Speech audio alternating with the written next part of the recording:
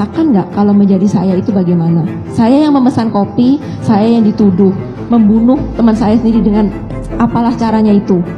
Lalu mendadak orang-orang yang di luar sana seperti polisi, seperti media di televisi, semua pada bilang, oh iya. Enggak, saudara memberikan keterangan ini, tapi ini secara sadar enggak? Saya juga manusia, Pak. Saya bisa terpengaruh. Kalau orang tetap memberikan di otak saya pikiran kalau kopi itu wanginya menyengat, warnanya begini-begini. Tapi terus terang, aduh saya gimana ya? Waktu itu kopinya kayak apa ya? Jangan seolah-olah, saudara, kalau yang saudara secara jelas tidak seolah-olah, saya tidak bisa bilang karena saya tidak ingat. Itu aja jawaban saya. Tidak ingat, tadi saudara mengatakan bahwa Mirna mengatakan ini cobain. Seperti itu seolah-olahnya. Tapi kan kata-katanya saya bilang saya tidak ingat. Kata-katanya tidak ingat. Tapi disodorkan kepada saudara. Nah, pada waktu saudara menyentuh kopinya nggak? Tidak. Tidak menyentuh. Tidak. Tapi jaraknya dengan saudara jauh. Tidak ingat. Nggak, jaraknya dengan saudara jauh nggak? Saya tidak ingat. Ada 30 cm? Saya tidak ingat. Jarak saudara dengan saudara Mirna berapa? Tidak ingat. Kami justru masuk kepada fakta lewat CCTV. Baru sianida itu dikocok, di kopi, ditelan, hanya hitungan detik. Karena hal ini kami sudah mempelajari karakteristik sianida. Hanya hitungan detik bisa membuat seseorang itu kolaps sehingga meninggal dunia.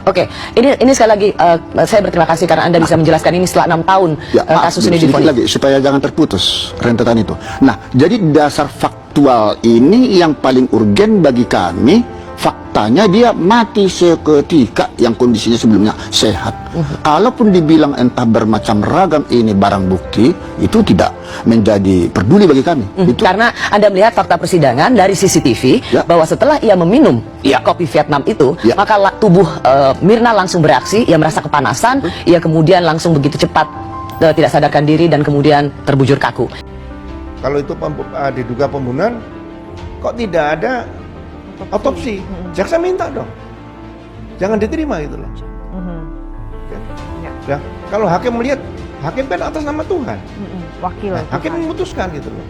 Nah sekarang ini ya kita lihat, ya saya katakan dari tadi, ini mungkin harus ada pengetatan gitu kira-kira seperti itu. Jadi kalau misalnya keluarga tidak mau otopsi, berarti suatu saat dia tidak bisa melapor ya, karena keluarga melarang ya, gitu ya Pak ya, kurang lebih.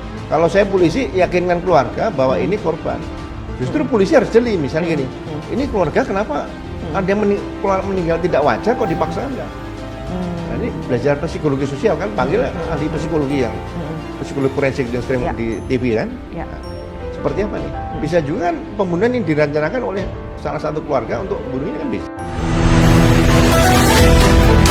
Tidak ada yang bisa mengatakan bahwa Jessica memasukkan racun ke dalam minuman Mirna. Tidak ada buktinya, apalagi CCTV-nya, Bang. Oke, begini ya. Umpama nih ya, kita abaikan dulu deh ahli IT. Ya. Orang ngomong begitu kan? Sekarang apakah anomali atau tidak? Ya, kalau misalnya semua kelihatan, cuman satu yang nggak kelihatan saat dia meracun, waktu masukin gitu loh, badannya miring dikit gitu, tapi tangannya habis ngambil di pelintir, masukin, cep, ya. Saya ada botolnya tuh yang pakai. Botol yang dipakai untuk ngeracun, kelihatan mirip. Yang menampung racun. Bapak ada botolnya? Ya, enggak. Saya menduga botolnya. Oh, seperti karena dari itu? Australia. Kecil. Jadi sampel daripada parfum. Kecil segini, bening. Dari Bapak, dari mana Pak Edi tahu bahwa seperti inilah botol yang dipakai? Biasa insting saya jarang meleset ya. Saya kalau di perusahaan saya tuh, industri saya jarang meleset. Kalau saya udah ngomong ini biasanya ya, ini bukan dukun, tapi saya tebak aja.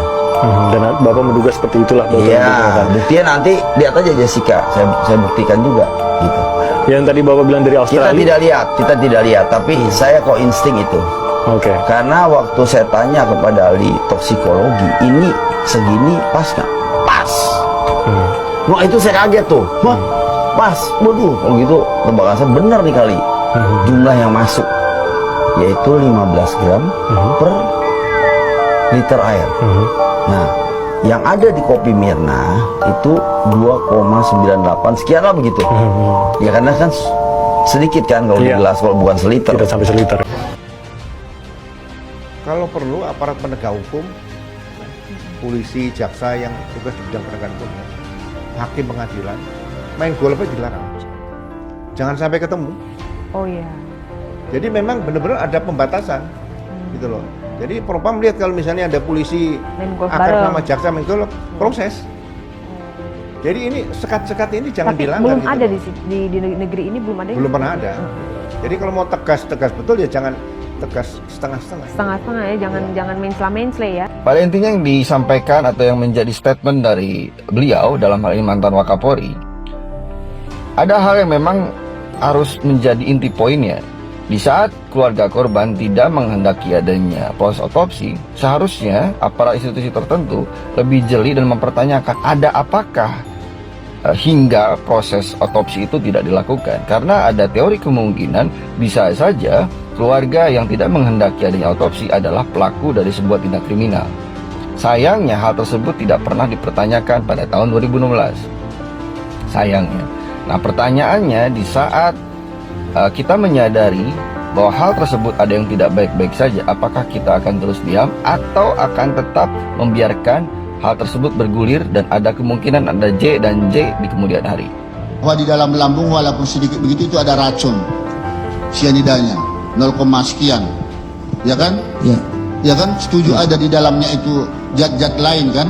Iya, tapi masalahnya sebagai dokter Tidak ada forensik. tapi, ada zat lain. Begini Pak, seorang dokter forensik bilang dia keracunan sianida kalau ada di hati dan organ dalam Pak, bukan di lambung Pak. Kita sudah mengatakan tadi, bisakah dideteksi? Ya, orang sudah lama meninggal, di darah ada sianida atau di otak atau di jantung atau di urin dan hati bisa dideteksi lewat suatu alat. Bisa.